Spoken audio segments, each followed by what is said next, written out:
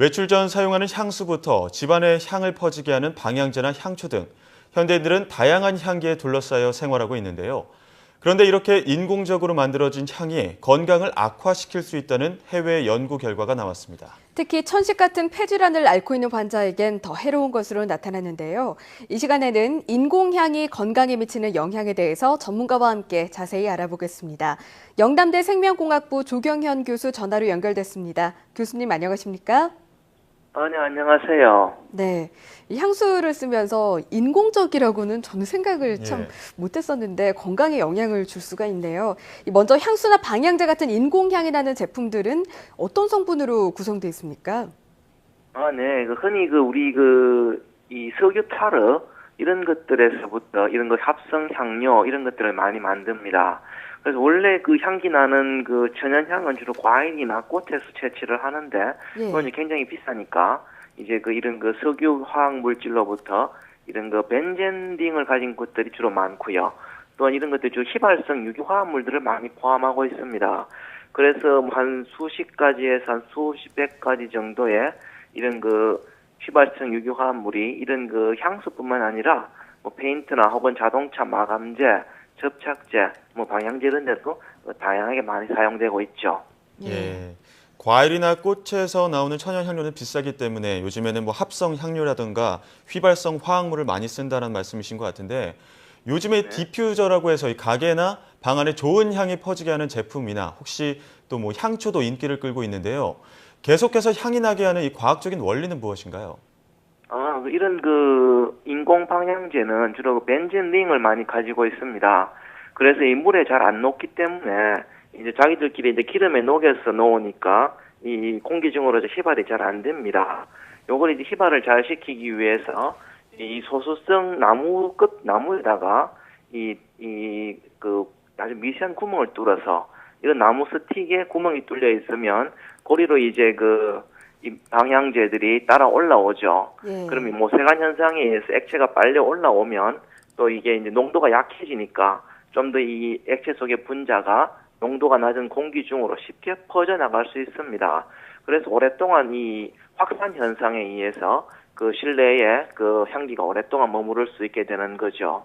네, 그렇군요. 실제로 디퓨저를 앞에다 두면 향기가 참 가득한데 어느 순간부터 요즘에는 집들이를 갈 때나 이럴 때 디퓨저 선물도 많이 하고요. 방향제를 많이 찾아볼 수 있는 것 같습니다. 예전부터 많았던 것 같지는 않은데 지금 우리나라 사람들이 이런 향수나 방향제 같은 제품 사용하는 것에 대해서 긍정적인 분위기가 형성된 것으로 보십니까? 사실은 향기라는 건 사람을 기분 좋게 하니까 사람들이 싫어할 이유가 없죠. 다만 우리 사람의 후각은 천연 향기와 인공 향기를 사실 구분하지 못합니다. 그래서 다 향기가 냄새가 좋으면 몸에 좋겠거니라고 이제 그렇게 이제 막연히 생각을 하죠. 하지만 천연 향기에 비해서 이 인공 향기는 벤젠 링구죠. 원래 이런 우리 방향조 화합물이라고 부릅니다. 벤젠을 가진 것들. 주로 발암 물질이기도 하고 알러지를 유발하는 물질이기도 하는데 이러한 방향조 화합물 이 원래 꽃방자의 향자이거든요. 그래서 사실은 꽃과 같은 냄새를 내긴 하지만 원래 있던 꽃향기, 천연향기와는 완전히 다른 물질입니다. 그래서 이러한 유해성에 대해서는 일반인들이 사실 쉽게 깨닫지 못하고 또 구분하지 못하죠. 예, 이렇게 좋은 냄새라고 해서 몸에 좋은 것만 아닌 것 같은데요. 그렇다면 이렇게 인공적으로 만들어진 향이 우리 몸에는 어떤 영향을 미치게 되나요? 다양한 질환을 유발을 합니다.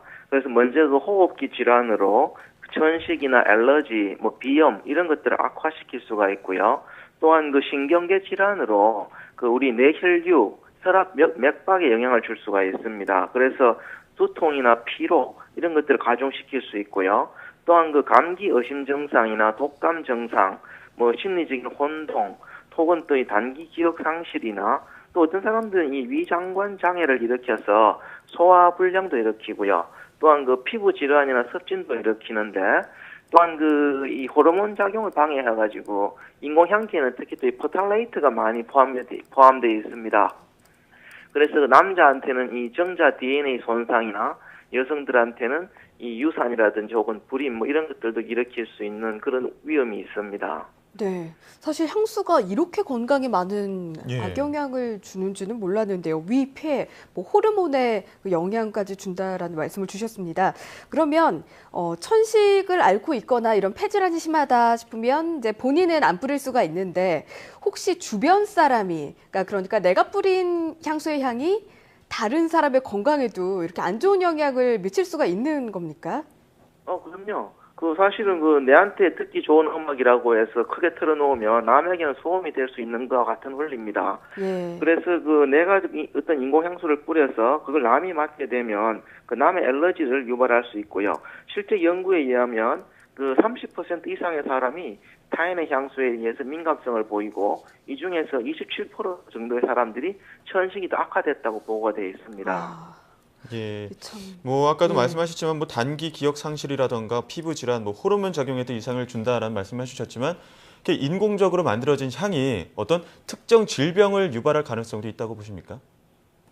아직까지 특정한 질병을 인과관계는 분명하게 밝혀지지 않았지만 다양한 질병의 발생 우려가 크기 때문에 예. 사실 조금 더 자제할 필요가 있을 거라고 봅니다. 어떤 규제할 수 있는 그런 규정이 좀 도입이 돼야 된다고 보고 있습니다. 네. 방금도 이제 규정이 필요하다라는 말씀을 주신 것을 봐서는 이제 규제가 되진 않는 것 같은데 이게 인공향이요. 질병을 유발하진 않지만 좀 악화시킬 수는 있다고 볼 수 있을 것 같습니다. 이 향에 유독 예민한 사람들을 위해서 좀 주의해서 과도한 향이 나지 않도록 좀 예의를 지켜야 할 것 같은데 이런 규제까지 필요하다고 보십니까? 네, 캐나다나 미국에서는 병원 밖에서는 이런 걸 인공향수를 허용하지만 병원 안에서는 허용해서는 안 된다는 지금 움직임을 가지고 규제를 하려고 하고 있습니다. 예. 그래서 우리나라에서도 이런 인공향에 대한 위험도에 대한 것을 인식을 하고요. 특히 어린이라든지 노약자들에게서 이런 안전 규정이 좀 더 필요할 거라고 보고 있습니다. 예. 그렇다면 이런 인공향이 첨가된 제품을 사용하거나 혹은 공공장소에 놔둘 때 어떤 점을 유의하면 좋을까요? 인공향기가 좋다는 생각을 버려야 됩니다. 왜냐하면 하루 종일 같은 냄새를 맡고 있으면 후각 상피세포가 과도하게 자극이 되고 예민해집니다. 그럼 자기도 모르는 어떤 콧물이라든지 혹은 열이라든지 이런 것들이 계속 시달리게 되죠. 그래서 닫힌 공간에서 특히 사용할 경우에는 이 틈틈이 환기를 꼭 시켜줘야 되고요. 그리고 하루 종일 이 같은 냄새를 맡으면 몸에 좋지 않다. 그리고 이 기관지라든지 이런데 악영향을 준다. 이런 것들을 서로 소비자들이 알아야 하고요. 특히 네. 어린이들이 인공향기에 대해서 무작정 좋기 때문에 의존성이 생길 수 있습니다. 이런 것들에 대해서 충분히 주의사항을 고지해 줄 필요가 있습니다. 예, 폐쇄된 공간에서는 환기가 무조건 또 필요할 것 같습니다. 지금까지 영남대 생명공학부 조경현 교수와 함께 이야기 나눴습니다. 교수님 오늘 말씀 감사합니다. 네, 감사합니다. 네, 아까도 말씀드렸지만 향이 좋다고 해서 인공적인 그런 향들이 몸에 다 좋은 건 아니니까요. 사용하실 때 유의하시는 게 좋을 것 같습니다. 네, 뭐든 적당한 게 좋은 것 같고요. 네. 적어도 이렇게 병원을 방문하실 때 그럴 때만이라도 향수를 좀 자제하는 습관을 들이면 좋겠다는 생각이 드네요.